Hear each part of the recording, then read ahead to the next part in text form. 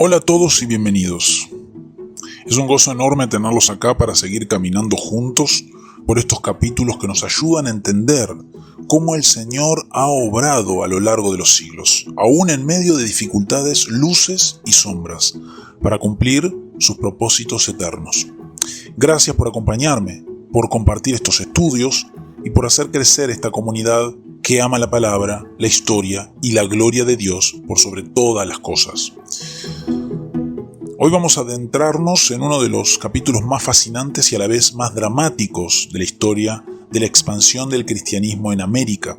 El mundo de Tahuantinsuyo, el vasto imperio incaico que dominó gran parte de Sudamérica antes de la llegada de los españoles.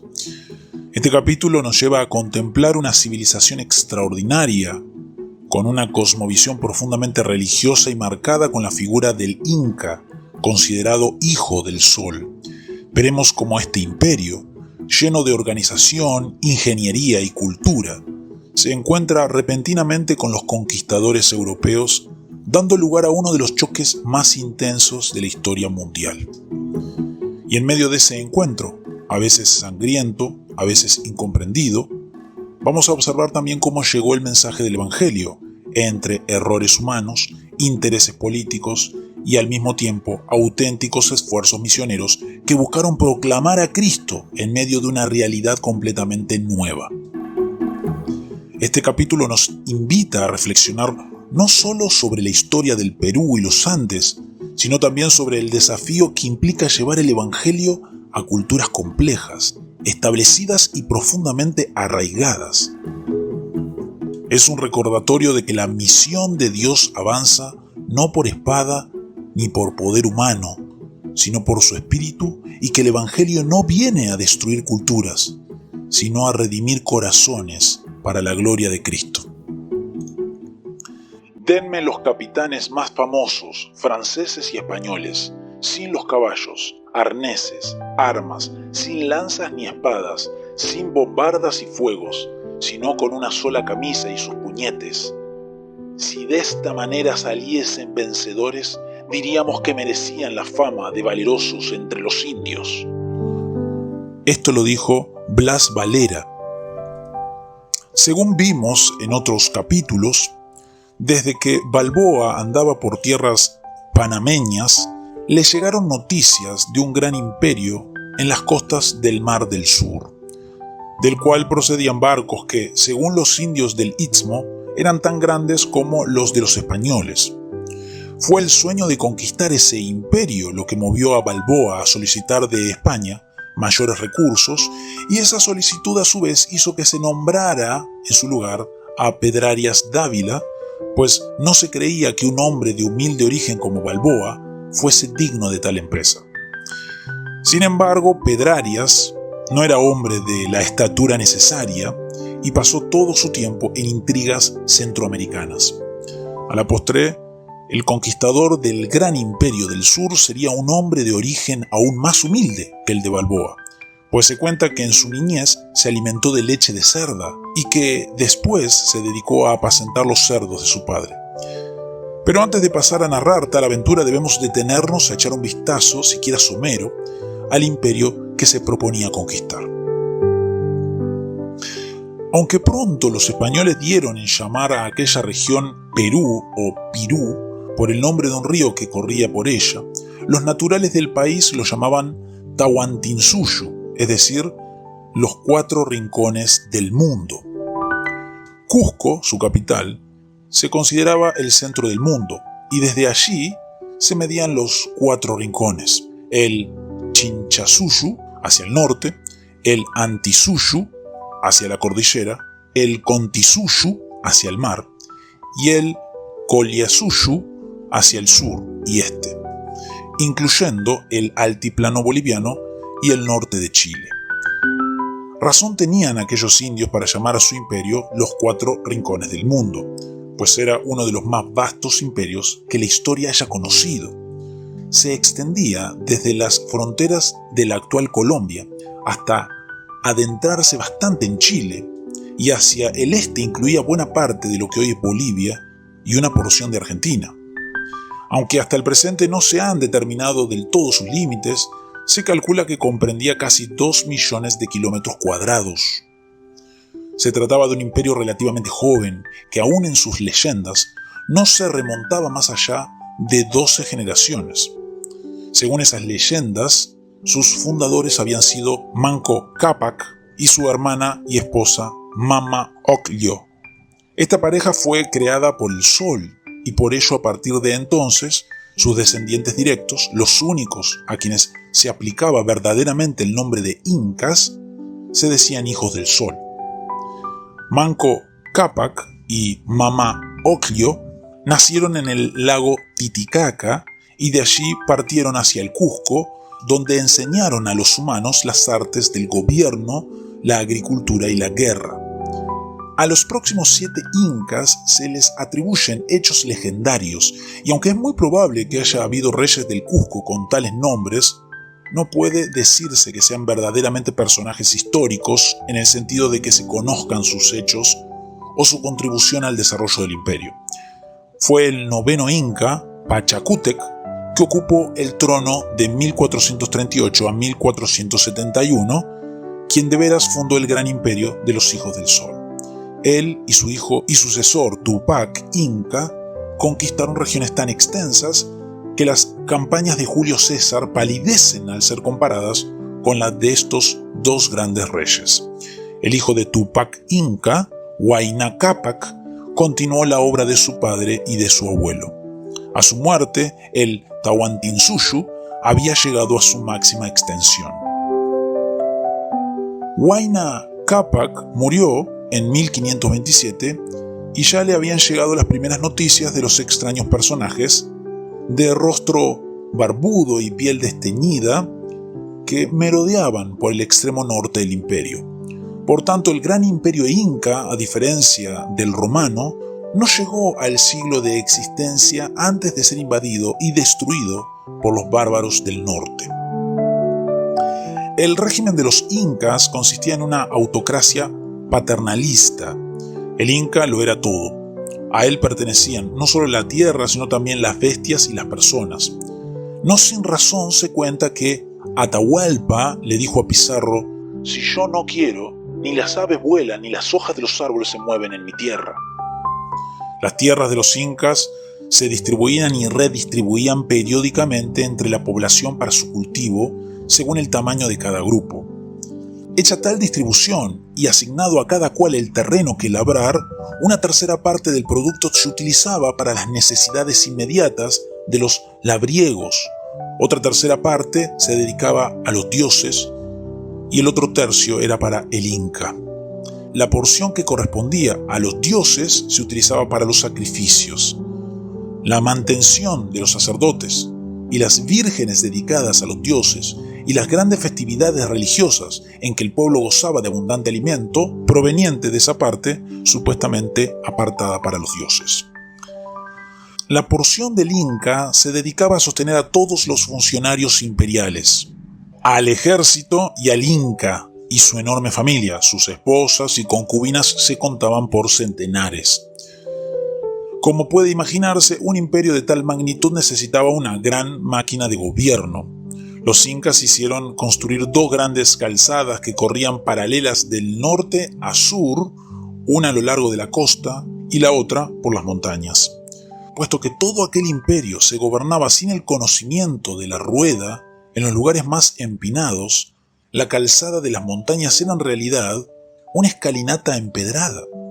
A lo largo de esas 2 arterias y por 1000 caminos secundarios iban y venían los correos o chasquis a pie y con un sistema de relevos que permitía que los mensajes se transmitieran con relativa rapidez. Puesto que en la zona andina no se conocía la escritura, los mensajes eran mayormente verbales, ayudados por un sistema de nudos atados en cuerdas de tal modo que permitía a los chasquis recordar los detalles de los mensajes, especialmente los números. Sobre esa base, los contadores del imperio, desde su base en el Cusco, lo administraban todo.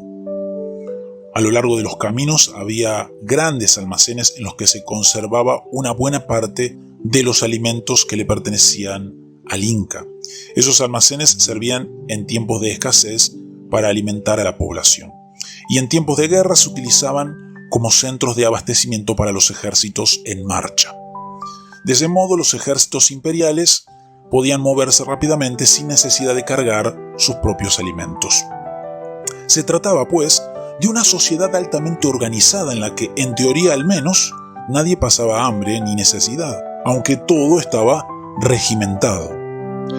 La religión de aquel vasto imperio era de índole politeísta y en ella se daban algunos casos de sacrificios humanos, aunque no con la frecuencia con que se celebraban en México. El dios creador era Viracocha, quien según la leyenda había creado la humanidad en Tiahuanaco, una ciudad en ruinas en el altiplano boliviano cuyos orígenes los propios incas desconocían. El enorme tamaño de los monolitos de Tiahuanaco llevó a la creencia de que los primeros seres humanos eran demasiado grandes y que entonces Viracocha los destruyó y creó de nuevo con las proporciones actuales. Pero el nombre de Viracocha se les daba también a otras divinidades menores. El sol era el principal objeto de adoración para los incas, pues de él venía la vida toda y el calor necesario para la subsistencia en aquellas elevadas tierras andinas. Las principales festividades religiosas tenían que ver con los solsticios, que señalaban la gracia que el sol les hacía de brillar por un año más. Como hijo del sol, el Inca era también su supremo sacerdote y representante en la tierra. A fin de mantener pura esa sangre supuestamente divina, los incas se casaban con sus hermanas. Aunque tenían muchas otras mujeres y todos sus hijos eran considerados nobles, solo los hijos de sus hermanas podían heredar el trono, pues únicamente ellos tenían pura sangre divina, procedente de Manco Cápac y su hermana y esposa Mama Ocllo. A conquistar aquel vasto imperio, sin soñar la magnitud de la empresa, pero con una ansia insaciable de oro, poder y gloria, se lanzó Francisco Pizarro. Este era hijo ilegítimo del hidalgo Gonzalo Pizarro, que no parece haberse ocupado de él más que para ponerlo a cuidar de sus piaras de cerdos. Cuando un buen día estos se desbandaron, Francisco no se atrevió a regresar a su casa por temor al castigo y huyó a Sevilla, de donde más tarde embarcó, como tantos otros aventureros, a probar suerte en Indias. En 1510 andaba con Ojeda en su expedición y de allí pasó a formar parte del grupo de Balboa, cuya confianza se ganó. Al llegar Pedrarias Dávila, se pasó a su bando y el nuevo gobernador también depositó su confianza en él. En 1522, Pedrarias mandó una expedición al mando de Pascual de Andoyaga, que exploró el litoral colombiano, pero nunca llegó a establecer contacto con los súbditos de los incas. En 1524, con licencia de Pedrarias y en sociedad con Diego de Almagro, que lo había acompañado en muchas aventuras, Pizarro se hizo a la mar.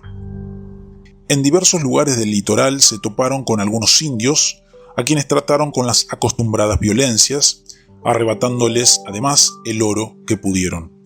Pero la escasez y la enfermedad pronto hicieron presa de los aventureros, que hubieran perecido de no ser por los esfuerzos que les trajo Almagro, quien había zarpado de Panamá algún tiempo después que ellos. De regreso a Panamá y a base de las noticias del Imperio Inca que había logrado en esa expedición, los dos amigos entraron en sociedad con el sacerdote Hernando de Luque, quien proveyó los fondos para una nueva expedición. La incredulidad de los panameños ante las promesas de Pizarro y Almagro puede verse en el mote que le pusieron a Hernando de Luque, Hernando de Loco. La segunda expedición de Pizarro tuvo al principio la misma mala fortuna de la anterior. A la postre se encontró abandonado en la isla del Gallo, donde Pedrarias Dávila por fin mandó una expedición de rescate al mando de Juan Tafur. Pero Almagro y Luque le escribieron a Pizarro diciéndole que la situación política en Panamá era tal que si desistía en aquel momento sería necesario abandonar la empresa, pero que si permanecía en la isla ellos le mandarían refuerzos y suministros a la mayor brevedad posible. Fue entonces que se dio la famosa escena en que Pizarro trazó con su espada una raya en la playa y dijo: «Por aquí se va al Perú a ser ricos, por acá se va a Panamá a ser pobres. Escoja el que sea buen castellano lo que más bien le estuviere». 13 de ellos cruzaron la raya y se dispusieron a continuar la alocada empresa de la conquista de Tahuantinsuyo. Con ellos, luego de recibir ayuda de sus aliados en Panamá, Pizarro volvió a explorar el litoral y al llegar a la grande y rica ciudad de Tumbes, donde fue bien recibido, tuvo por fin pruebas concretas de la existencia de la alta civilización de que tanto se había hablado. Tras otras breves exploraciones, regresó a Panamá con bastante oro para probar el valor de la empresa. De allí siguió a España, donde obtuvo de la corona los cargos de gobernador, capitán general y adelantado de Nueva Castilla, nombre que se le dio a la comarca. Puesto que lo acordado era que Almagro sería el adelantado, desde ese punto comenzaron entre los dos capitanes las desavenencias que después llevarían a cruenta guerra civil. Para Luque se obtuvo el obispado de Tumbes. De regreso de aquella segunda expedición, Pizarro llevó consigo varios indios. Uno de ellos, a quien la historia conoce con su nombre bautismal de Felipilio, fue quien jugó en la conquista del Perú el papel que Doña Marina había jugado en México. Además, en esa expedición, Pizarro dejó tras sí, sin siquiera saberlo, uno de sus más poderosos aliados, una epidemia de viruela, enfermedad hasta entonces desconocida en el país, que diezmó la población y trastornó los sistemas de producción y de asistencia social del Tahuantinsuyo. La tercera y definitiva expedición partió en 1531. Al llegar a la isla de Puná y a Tumbes, en el Golfo de Guayaquil, Pizarro y los 183 españoles que lo acompañaban recibieron las primeras noticias de la guerra civil que convulsionaba el país. Huayna Cápac, el nieto de Pachacútec, había muerto y le había dejado el trono imperial a su hijo Huáscar, pero también había separado del imperio el reino de Quito y se lo había entregado a su otro hijo Atahualpa o Atahualpa, que había tenido de una princesa quiteña. Ni Huáscar ni Atahualpa se contentaban con aquella situación y pronto este último emprendió la guerra contra su medio hermano. Huáscar era sin lugar a dudas el soberano legítimo, pues era hijo de Huayna Cápac y de su hermana. Por ello tenía el apoyo de la vieja aristocracia del Cusco y de los sacerdotes. Atahualpa, a todas luces usurpador desde el punto de vista de la ley incaica, contaba sin embargo con el apoyo de los más hábiles generales, quienes veían en él el espíritu conquistador de su bisabuelo Pachacútec.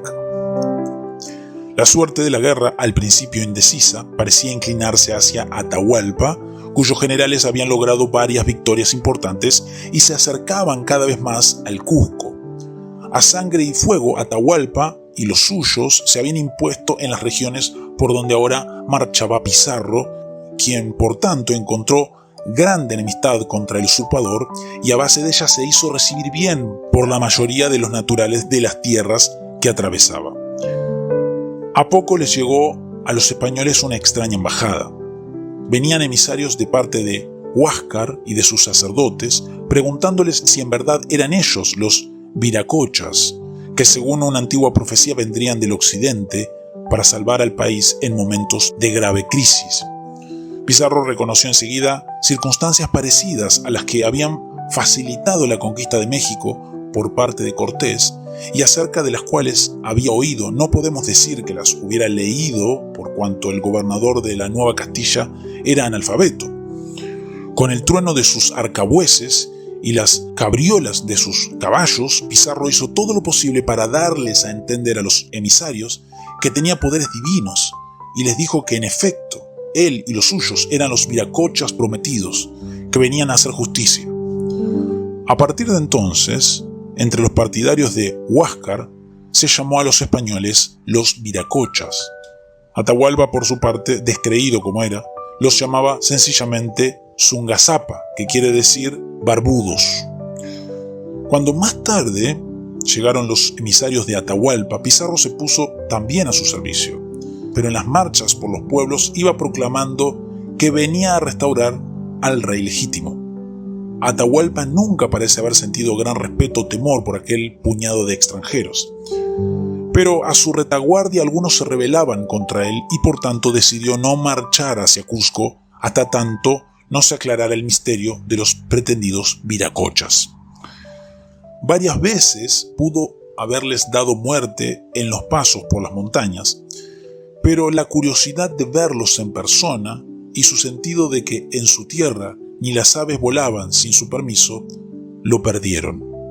En las afueras de Cajamarca, con unas decenas de millares de soldados, Atahualpa esperó a los extraños visitantes al tiempo que el grueso de sus ejércitos continuaba la marcha hacia Cusco. Luego, aquel ejército que tanto impresionó a los españoles no era más que la guardia personal del emperador. Tras varias idas y venidas que no es necesario relatar aquí, se acordó que el Inca visitaría a los españoles en Cajamarca. Tan seguro de su poder iba Atahualpa que le ordenó al general Rumi Ñahui que cercara la ciudad con tropas armadas de sogas para atar a los españoles que trataran de huir. Además, al acercarse a Cajamarca, les ordenó a casi todos sus soldados que permanecieran fuera y él entró en la plaza con unos 5 o 7 mil acompañantes, los más de ellos cortesanos sin armas. Mientras tanto, en la ciudad se preparaba el golpe alevoso. Pizarro colocó sus piezas de artillería de tal modo que cubrieran las dos únicas salidas de la plaza y escondió a todos sus soldados y caballos donde no se les viera al entrar, pero dio instrucciones de que tuviera todo dispuesto para empezar a disparar ballestas y arcabuces llegando el momento oportuno. El Inca entró llevado en andas, sentado sobre un escaño de oro y rodeado de su séquito. Le salió entonces al encuentro el padre Vicente Valverde, quien, valiéndose del intérprete Felipilio, le hizo el requerimiento, es decir, le explicó la doctrina cristiana, le dijo cuán grandes señores eran el Papa y el Rey, y lo invitó a declararse vasallo del Rey de España y a permitir que se predicara el Evangelio en sus tierras. Si el Inca entendió lo que se le decía, nunca se sabrá, pero ciertamente no estaba a punto de declararse vasallo de rey alguno. Exasperado, tomó el Evangelio que llevaba en sus manos el cura, lo examinó y al no encontrar en él más que aquellos garabatos ininteligibles, lo tiró al suelo. Entonces, mientras Filipilio recogía el libro, el sacerdote corría hacia los españoles dando voces. ¿No veis lo que pasa? ¿Para qué estáis en comedimientos y requerimientos con este perro lleno de soberbia? Salid a él, que yo os absuelvo. Venganza, venganza, cristianos. Los evangelios son despreciados y se los arroja por tierra. Maten a estos perros que desprecian la ley de Dios. Pizarro y los suyos no necesitaban tales exhortaciones por parte del representante de la iglesia. Tan pronto como se cumplió el requisito de presentarle al Inca el requerimiento, el jefe español dio la señal convenida para el ataque. Al ver agitarse su pañuelo, los ballesteros y arcabuceros soltaron sus proyectiles sobre los principales indios y acto seguido la caballería atacó.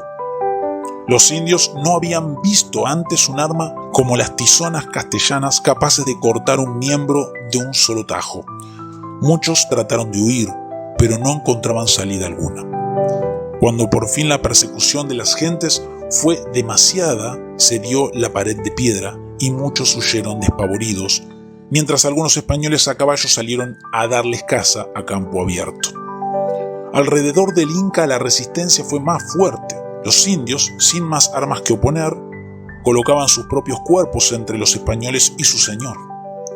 Cuando los aventureros llegaron a las andas que llevaban al soberano, se dieron actos de valor que después ellos mismos narraron. Hubo indios que, cortadas las manos, seguían sosteniendo al Inca sobre sus hombros. Otros, al ver caer a los que llevaban las andas, corrían a ocupar su lugar, aún sabiendo que se les daría muerte. Por fin un español agarró a Atahualpa por los cabellos y lo echó a tierra. Al final de la jornada quedaba Atahualpa prisionero de los españoles, varios miles de indios muertos en la plaza y un solo español levemente lesionado. Se trataba del propio Pizarro, quien fue herido por un compatriota cuando trataba de asegurarse de que no se le hiciera daño al Inca. La ironía de todo esto fue que casi al mismo tiempo que Atahualpa caía prisionero de los conquistadores, su rival y medio hermano Huáscar caía en poder de las tropas de aquel. Así, mientras los españoles eran dueños de un pretendiente al trono, este era dueño de su rival. A instancias de Pizarro, el cautivo inca ordenó que sus ejércitos abandonaran las cercanías de Cajamarca. Tras algunas negociaciones, Pizarro le prometió la libertad a cambio de un rescate que consistía en todo el oro y la plata necesarios para llenar una habitación de más de 100 metros cuadrados hasta tal alto como alcanzara la mano del Inca. Acto seguido salieron los chasquis por todo el país y pronto el oro y la plata empezaron a fluir hacia Cajamarca. Poco después tuvieron lugar dos acontecimientos importantes para la historia del Perú. Uno de ellos fue la llegada de Almagro con un contingente de refuerzos. Puesto que los recién llegados no estuvieron presentes en el hecho de Cajamarca, no les correspondió parte de aquel enorme rescate.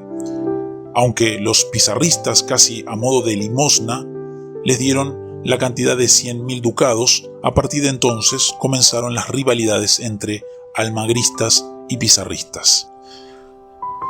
El otro acontecimiento de importancia fue la muerte de Huáscar.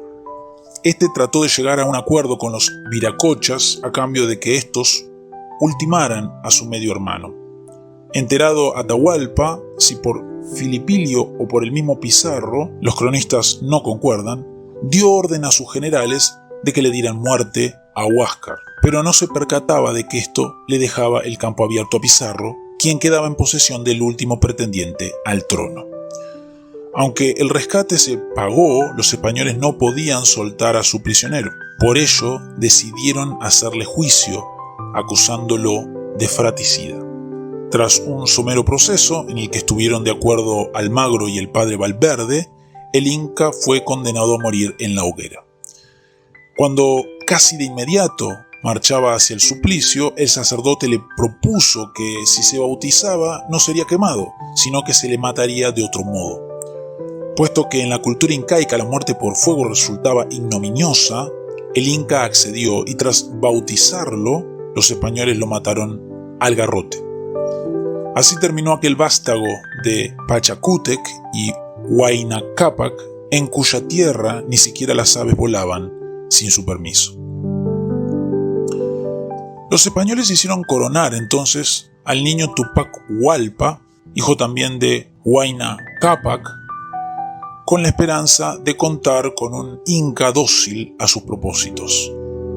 Con él en andas partieron de Cajamarca hacia el Cusco, pero poco antes de llegar a la capital, Tupac Hualpa murió misteriosamente, al parecer envenenado por uno de los generales del difunto Atahualpa. Mientras tanto, los invasores hacían todo lo posible por descalabrar el imperio que trataban de conquistar. Con ese propósito decretaron la libertad de todos sus yanacuanas, que eran los siervos del imperio, aunque a la postre proyectaban convertir a todos los indios en siervos. Por lo pronto les convenía aparecer como libertadores de las clases oprimidas. Poco después recibieron una grata nueva. Manco Inca, otro de los hijos de Huayna Cápac, a quien le correspondía ahora el trono según los principales jefes y sacerdotes del imperio, se unió a ellos, creyendo que de veras eran viracochas que venían a ayudarle a sofocar la rebelión de los quiteños. Poco tardó Manco Inca en darse cuenta de su error. Tras 2 intentos fallidos, logró escapar del campamento español y a partir de entonces fue el principal jefe de la resistencia india contra los invasores. Mientras tanto, Diego de Almagro se había ido con los suyos a buscar fortuna a otra parte. Primero marchó hacia el norte, donde el general Rumi Ñahui se había hecho rey de Quito. junto a Sebastián de Benalcázar, conquistó esa ciudad y destruyó la resistencia en esas regiones norteñas. Allí se encontró también con Pedro de Alvarado, quien dirigía una expedición independiente hacia Quito. A cambio de una fuerte suma, Alvarado le cedió sus hombres, armamentos y todos los derechos de expedición. Después de regresar al Perú, Almagro y los suyos partieron hacia Chile, donde sufrieron grandes penurias. Manco Inca aprovechó la ausencia de Almagro para reunir un ejército de 40.000 soldados y sitiar a Cusco, que a la sazón estaba bajo el gobierno de Hernando y Gonzalo Pizarro, hermanos de Francisco. Este último, que se encontraba en la recién fundada Lima, no pudo enviarle socorro, pues él mismo se encontraba casi cercado. Las primeras 5 columnas que salieron en auxilio de los sitiados en Cusco fueron aniquiladas por los indios. Si la lucha hubiera sido solo de indios contra españoles, como a menudo se da a entender, estos no hubieran podido resistir largo tiempo. Pero contaban con la ayuda de muchos indios que aprovecharon aquella oportunidad para sublevarse contra el régimen incaico. Los dirigían las viejas aristocracias locales, suplantadas por el sistema de gobierno establecido por los incas. Además, los españoles habían traído numerosos indios nicaragüenses y negros de Panamá. Fueron todas estas tropas auxiliares, además de los caballos, la armadura y la pólvora, lo que les permitió a los conquistadores resistir el embate de las tropas incaicas. Poco a poco, sin embargo, los partidarios de Manco Inca se iban posesionando de los conocimientos bélicos de los invasores.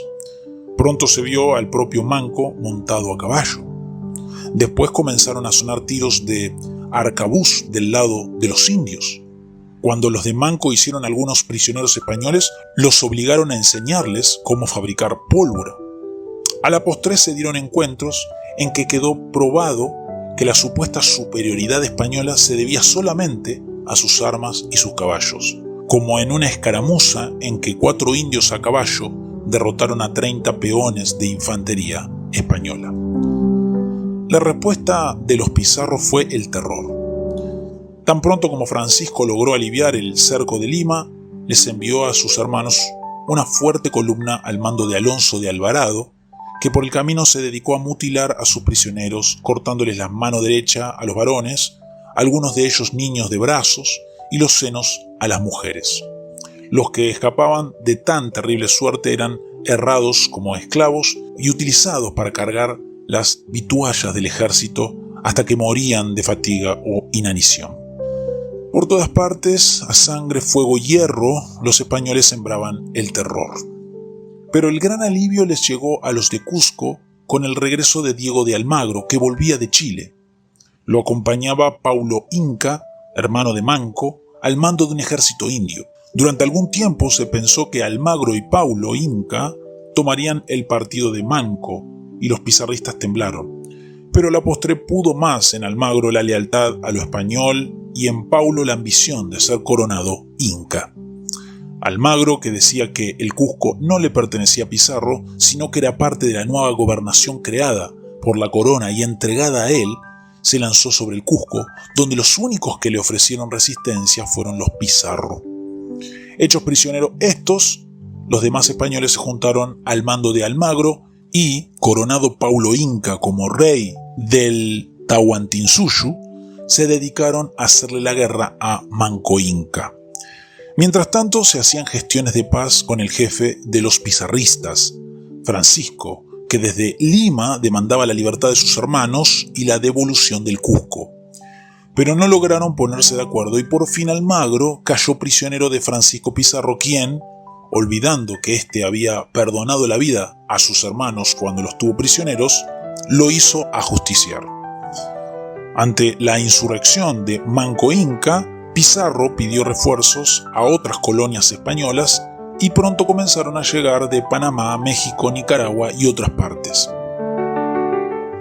Pero a pesar de ello y de los muchos indios y negros que lo ayudaban, la sublevación continuó.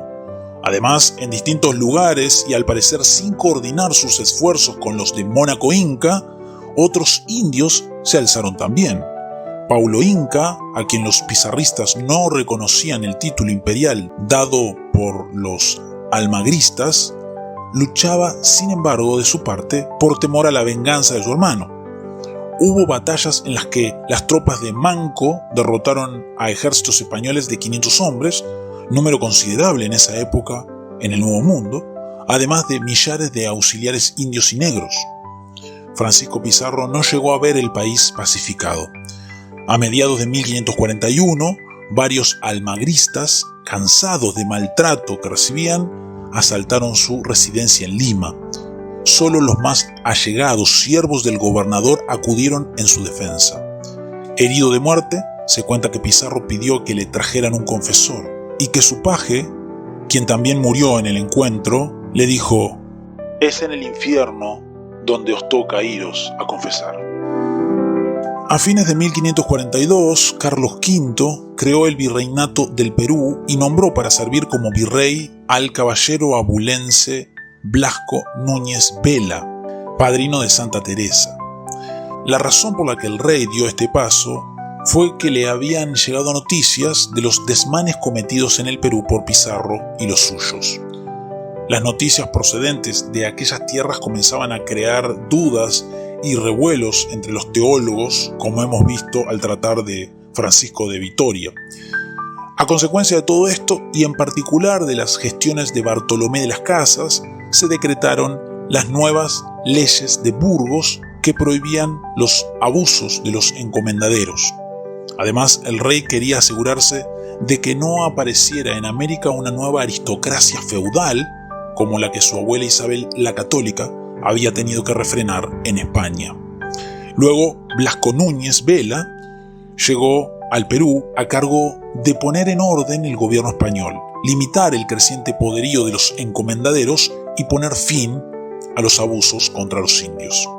Era difícil tarea, pues cuando tuvieron noticia de la misión del virrey, los encomendaderos se alzaron y pronto tuvieron por jefe a Gonzalo Pizarro, hermano del conquistador, quien se había asentado en un gran latifundio a vivir del trabajo indígena.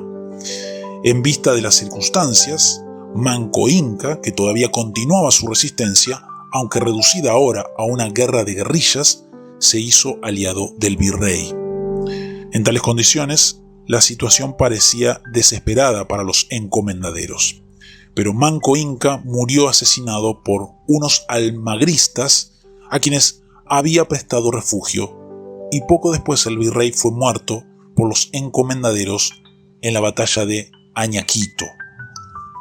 Gonzalo Pizarro quedó entonces dueño del Perú, con escasa resistencia por parte de los naturales o de las autoridades españolas. Sin embargo, la corona no podía permitir semejante desobediencia. A la postre, Gonzalo Pizarro fue hecho prisionero y decapitado, mientras su hermano Hernando pasaba 21 años preso en España. El virreinato trajo cierta medida de estabilidad al Perú, pero no tardó mucho para que las nuevas leyes quedaran olvidadas y los españoles continuaron explotando a los indios por espacio de varios siglos. La muerte de Manco Inca no le puso fin a la heroica resistencia de aquel pueblo. El hijo de Manco Inca, Tupac Amaru, fue coronado por los suyos y logró cierta medida de autonomía hasta que fue capturado y ejecutado por los españoles. Pasado el tiempo, un descendiente suyo, José Gabriel Condorcanqui, tomó la antorcha de la rebelión. Condorcanqui era un hombre de refinada educación que ostentaba el título español de marqués de Oropesa. Durante todo el año 1780, los indios se quejaron de las crecientes tasas e impuestos del gobierno español. En varios lugares hubo sublevaciones que las autoridades lograron más o menos contener, pero el día 4 de noviembre de ese año de 1780, Condorcanqui se alzó tomando el nombre de Tupac Amaru II. Su rebelión fue más difícil de apagar, pues supo atraerse a mestizos, negros y blancos pobres que se sentían oprimidos por los impuestos onerosos, las mitas, el servicio personal que los grandes terratenientes esperaban, etc. Además, Tupac Amaru II insistía en que su rebelión no era contra la religión católica, de la que se proclamaba hijo fiel, ni tampoco contra los españoles por el solo hecho de serlo, sino contra las injusticias de algunos pocos españoles poderosos y corruptos. Por ello fue necesario enviar desde Buenos Aires un ejército de 17.000 hombres que por fin lo batió e hizo prisionero. Llevado ante el visitador José Antonio de Areche, uno de los principales explotadores, se le preguntó quiénes eran sus cómplices y se cuenta que respondió: «Nosotros somos los únicos conspiradores, vuestra merced, por haber agobiado al país con exacciones insoportables, y yo por haber querido libertar al pueblo de semejante tiranía». Areche condenó a Tupac Amaru a muerte. Además, antes de ajusticiarlo, hizo morir en su presencia a su esposa. Su hermano, Diego Cristóbal Tupac Amaru, continuó la rebelión hasta que él también fue apresado y ahorcado. Como era de esperarse, dados tales comienzos, la obra misionera en el Perú no fue al principio muy exitosa. La actuación de Valverde en Cajamarca indica el tono y carácter de la mayoría de los primeros sacerdotes que visitaron el país. Y hasta la propia corona estaba dispuesta a premiar tal conducta, pues Valverde fue hecho primer obispo de Cusco. La actitud de los indios hacia tales obispos se puso de manifiesto cuando los de la isla de Puná pudieron echarle mano al señor obispo, y en venganza por viejos crímenes cometidos por los conquistadores con su anuencia, se lo comieron. Además, no faltaron los curas que vinieron a América a hacerse ricos, como aquel Hernando de Luque que costeó la empresa de Pizarro. Al igual que en otras regiones, la labor misionera quedó a cargo de los 4 grandes órdenes de dominicos, los primeros en llegar: franciscanos, mercedarios y jesuitas. Pero aún esas órdenes de estricta pobreza no estaban exentas de las tentaciones producto de la corrupción reinante. De los mercedarios se contaba toda suerte de historias de vicios, licencia y rapiña. Cuando fue enviado un visitador para investigar la situación, este murió misteriosamente en San Salvador, antes de llegar al Perú. Por largo tiempo, el alto clero se hizo partícipe y se benefició de la explotación de que eran objeto los indios, y tampoco protestó cuando se decidió tener iglesias separadas, una para los indios y otras para los blancos. En tales circunstancias, no ha de extrañarnos que muchos indios se negaran a aceptar el cristianismo y que hasta hubiera caciques que mataran a aquellos de entre sus súbditos que se convertían. La nueva fe era símbolo de la opresión y explotación del pueblo. Pero a pesar de ello, poco a poco, mal que bien, todos los indios fueron aceptando la fe de los vencedores, misioneros y doctrineros, que eran curas pagados por los encomendaderos para que adoctrinaran a sus indios. Se ocuparon de que fueran entendiendo esa fe. Y muchos se ocuparon también de que la entendieran de tal modo que se volvieran más dóciles ante sus amos y patronos. En 1581 llegó a Lima, para hacerse cargo de esa archidiócesis, Toribio Alfonso de Mogrovejo. En esa época la archidiócesis era enorme, pues comprendía bajo su jurisdicción metropolitana lo que hoy es Nicaragua, Panamá, parte de Colombia, todo el Ecuador, Perú, Bolivia, Paraguay, Chile y parte de Argentina. Venía imbuido de los dictámenes reformadores del Concilio de Trento, de cuyas sesiones trataremos más adelante. Que su actuación sería difícil puede verse en el hecho de que, al convocar a un concilio provincial en Lima para juzgar la actuación del obispo de Cusco, de quien llegaban pésimos informes, el obispo de Tucumán le arrebató los documentos del proceso y los quemó en el horno de una panadería. Entre tales gentes, el nuevo arzobispo trató de imponer la disciplina tridentina y lo logró, al menos en cierta medida. Gracias a él, aquel concilio prohibió la mercadura del clero y después se le prohibió también a los sacerdotes que cobrasen por la administración de los sacramentos. Toribio hizo componer también un catecismo que se publicó primero en español, quichua y aymara, y después en muchos otros idiomas indios. Este catecismo de San Toribio se utilizó en buena parte de Sudamérica por más de 3 siglos. Además, dictaminó don Toribio: los sacerdotes debían permanecer en cada parroquia por lo menos 6 años y tenían que aprender las lenguas de sus feligreses. Y los encomendaderos debían respetar las 12 festividades católicas que los indios celebrarían, además de los domingos. Los españoles tenían más de 30 fiestas de esa índole, pero se oponían a que los indios las celebraran por no perder su trabajo. Los planes reformadores de don Toribio chocaron con los del virrey, que insistía en los derechos del patronato real que, como representante del rey, le correspondían. Con firmeza y humildad, el arzobispo continuó su obra reformadora. En 1726, 120 años después de su muerte, fue declarado santo de la Iglesia Católica. La vida y obra de Santo Toribio de Mogrovejo muestran el carácter de la Iglesia que comenzaba a tomar forma en la región.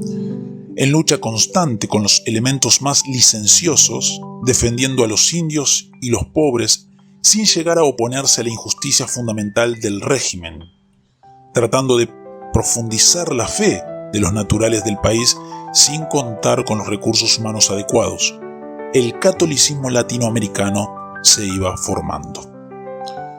Los otros 3 grandes santos de la iglesia limeña muestran el tono de ese catolicismo.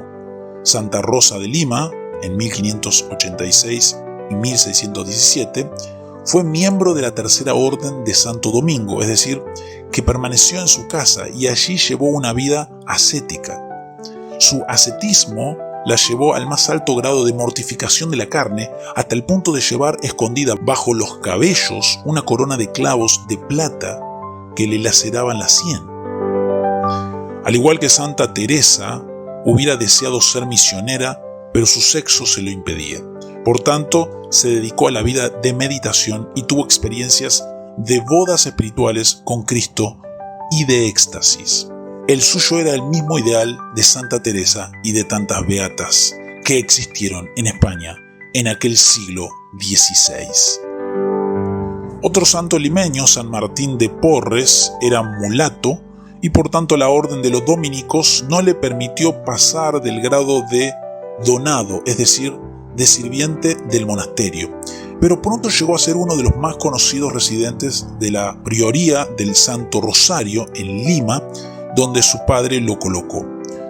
Su fama se debió a su modo de ser afable y servicial. Aunque dominico, su carácter era el de San Francisco, puesto que había sido barbero y aprendiz de farmacéutico antes de entrar al monasterio, sabía de curas y de sangrías. En ese entonces eran los barberos quienes se ocupaban de cierto tipo de cirugía, y con ellas y con su presencia y cuidado aliviaba a los enfermos, tanto humanos como animales. Pronto tuvo todo un hospital en el monasterio, hasta que lo obligaron a trasladar a sus enfermos a otra parte y los llevó a casa de su hermana. En sus ratos libres iba por los montes sembrando higos y otros frutales con la esperanza de que un día sirvieran de alimento a algún hambriento. Pero lo que sorprendía a todos era su humildad, pues frecuentemente se trataba a sí mismo como de mulato perro. Fue esa humildad, además de los muchos milagros que se le atribuían, lo que le valió el título de santo, concedido por el Papa en 1888. Naturalmente, lo que se implicaba con ello era que la verdadera santidad, en el caso de una persona inferior, como un mulato, negro o indio, consistía en estar dispuesto a aceptar el lugar que le correspondía en la sociedad. El otro santo peruano, San Francisco Solano, en 1549-1610, muestra las tendencias apocalípticas que tendían a aparecer entre quienes buscaban ser fieles cristianos en medio de aquella sociedad corrompida e injusta. Francisco Solano era un hombre callado que había servido de doctrinero en Argentina y Paraguay y a quien todos conocían por su amabilidad y su buen humor.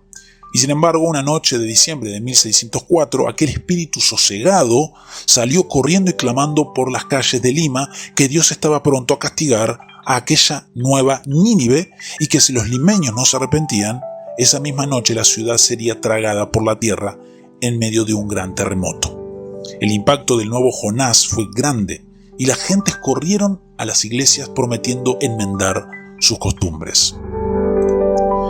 Hasta aquí nos hemos ocupado principalmente de aquellas porciones de Tahuantinsuyo que hoy pertenecen a Perú y Ecuador, y hemos dicho poco acerca de Bolivia y de Chile.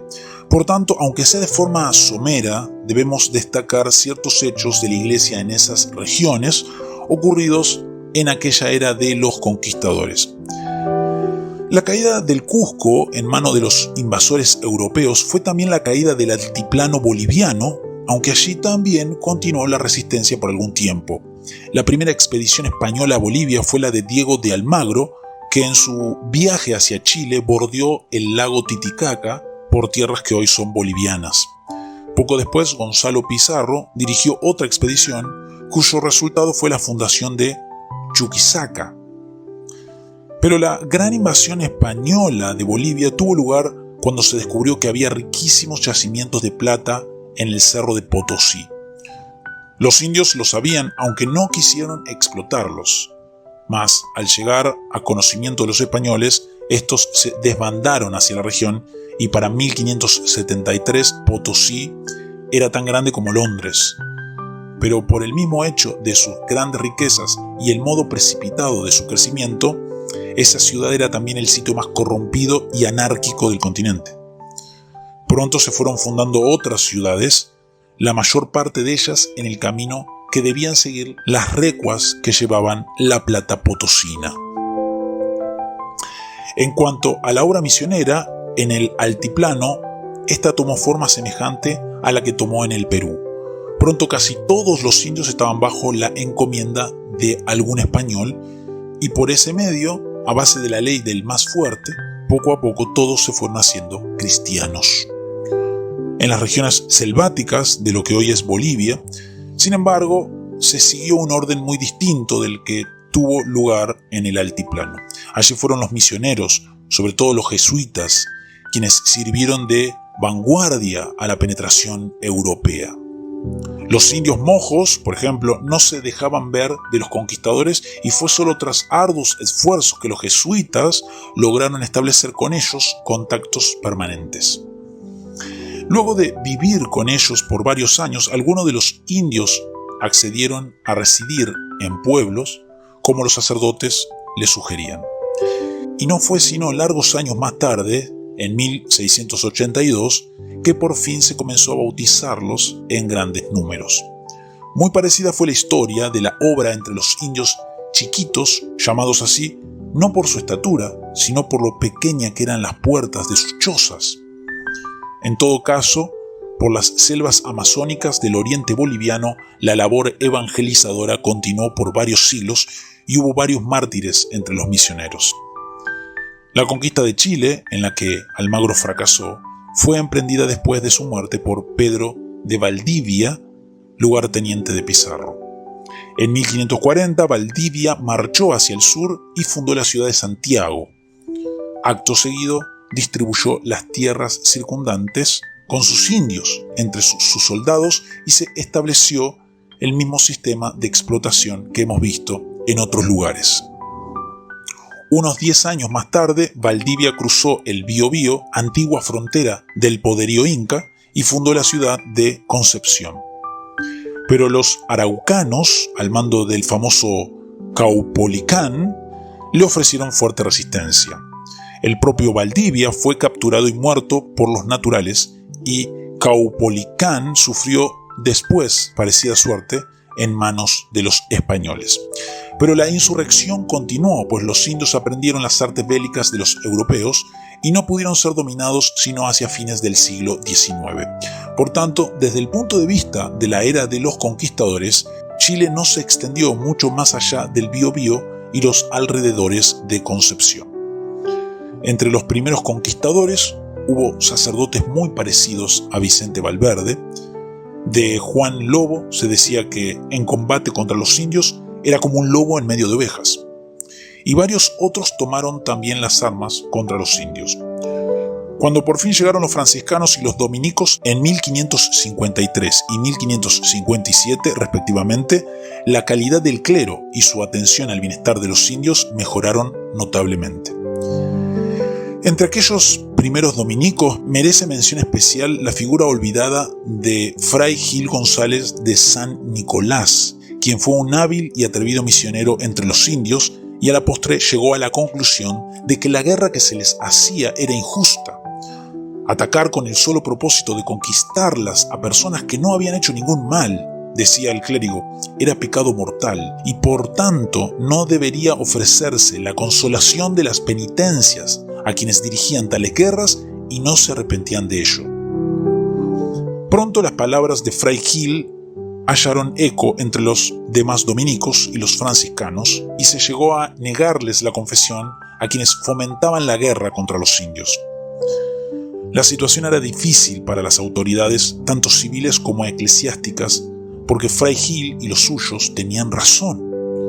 Pero a la postre y tras una serie de conflictos, se atrapó al fogoso predicador mediante una acusación de herejía por cuanto declaró que las futuras generaciones españolas sufrirían el castigo de los crímenes que sus padres cometían. Esto equivalía a decir que el pecado que se transmite de padres a hijos es no solo el original, sino también el actual, y tal opinión era herética. Con esa excusa se le impuso silencio al padre Gil González y se ahogó una de las voces proféticas de su época. Cuando miramos la historia del Tahuantinsuyo, el gran imperio de los hijos del sol, vemos una realidad profundamente humana, un pueblo con una cosmovisión coherente, con orden, disciplina, trabajo comunitario y un sentido sagrado de la vida.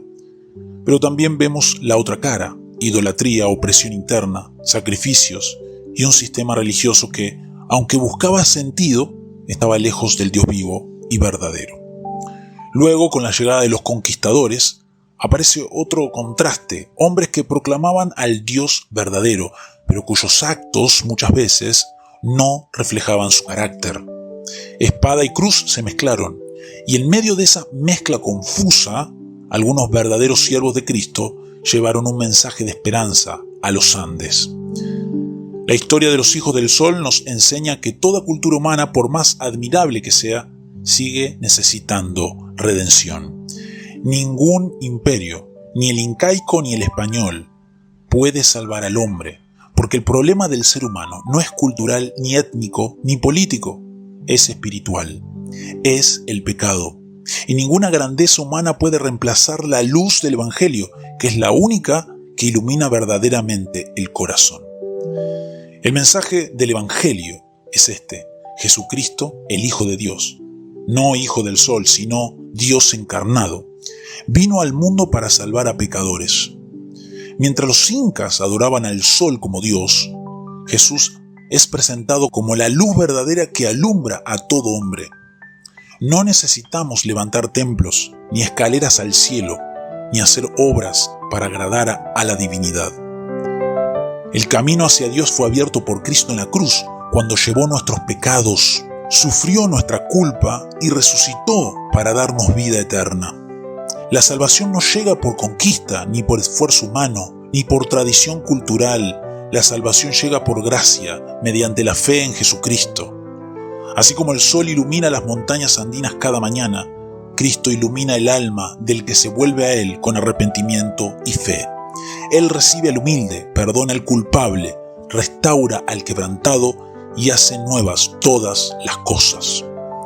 El mensaje que los incas necesitaban, que los conquistadores necesitaban y que nosotros necesitamos hoy es uno solo. Cristo es suficiente, Cristo salva, Cristo reina. Gracias por acompañarme en este recorrido por la historia del Tahuantinsuyo y la llegada del Evangelio a estas tierras. Que al mirar estos episodios, Dios nos dé discernimiento para reconocer su soberanía, su justicia y su gracia en medio de los acontecimientos humanos. y que Él nos conceda la fidelidad de anunciar un evangelio puro, centrado en Cristo, sin mezcla de poder humano, sino en el poder del Espíritu Santo. Nos vemos en el próximo video.